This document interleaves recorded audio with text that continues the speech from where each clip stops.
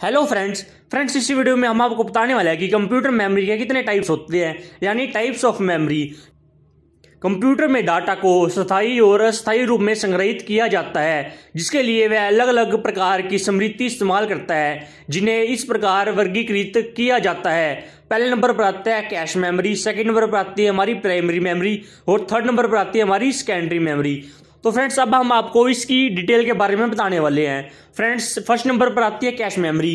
Cache memory क्या होती है? यह मेमोरी बहुत ही तेज होती है। इस मेमोरी में अधिकतर यानी फ्रिक्वेंटली इस्तेमाल होने वाले प्रोग्राम और निर्देश संग्रहित किए जाते हैं, ताकि सीपीयू यानी सेंट्रल प्रोसेसिंग यूनिट तेजी से कार्य कर सके। कैश मेमोरी सीपीयू और मेन मेमोरी के बीच स्थित होती है, यानी सीपीयू पहले से ही कैश मेमोरी में स्टोर डाटा और निर्देश प्राप्त कर लेता है और कार्य के दोहराव से बच जाता है, क्योंकि उसे अब किसी कार्य के लिए निर्देश और प्राप्त डाटा करने के लिए प्राथमिक स्मृति में नहीं जाना पड़ता।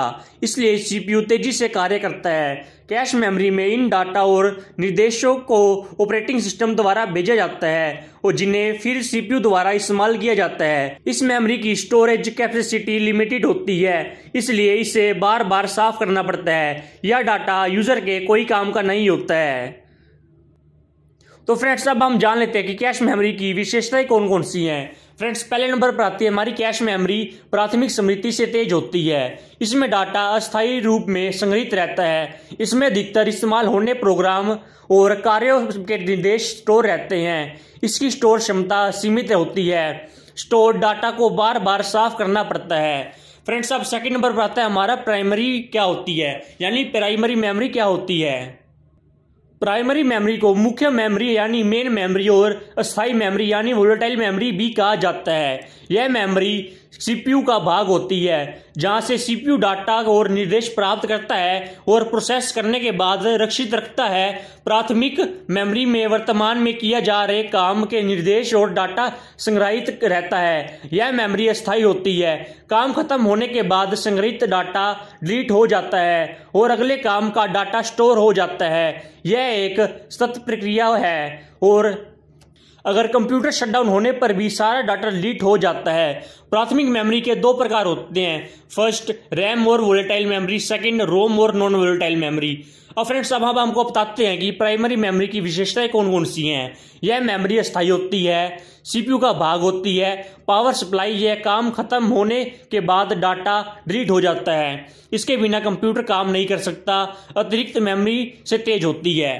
फ्रेंड्स अब हम थर्ड नंबर पर बात करते हैं सेकेंडरी मेमोरी की, यानी सेकेंडरी मेमोरी क्या होती है। इसे एक्सटर्नल यानी अतिरिक्त और नॉन वोलेटाइल मेमोरी के नाम से भी जाना जाता है। इसका इस्तेमाल डाटा को परमानेंटली स्टोर करने के लिए किया जाता है। इस मेमोरी में संग्रहित डाटा हमेशा के लिए सुरक्षित रहता है, जिसे यूजर और कंप्यूटर भी कभी भी एक्सेस कर सकता है। सेकेंडरी मेमोरी सीपीयू का भाग नहीं होती है। इसका डाटा पहले मुख्य मेमोरी में जाता है, इसके बाद ही सीपीयू इस्तेमाल कर सकता है। इसकी स्टोरेज कैपेसिटी बहुत ज़्यादा होती है, जैसे hard disk, CD, DVD, pen drives आदि। सेकेंडरी मेमोरी की विशेषताएं कौन कौन सी होती है? तो फ्रेंड्स अब हम जानते हैं इसके बारे में। यह स्थायी मेमोरी होती है।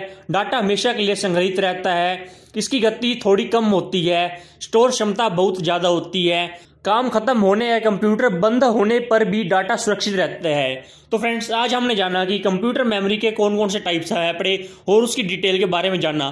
तो फ्रेंड्स अगर आपको मेरी आज की वीडियो पसंद आए तो मेरे इस चैनल को सब्सक्राइब जरूर करिएगा, क्योंकि ऐसी हेल्पफुल वीडियोस मैं आपके लिए डेली लाता रहता हूँ। थैंक्स।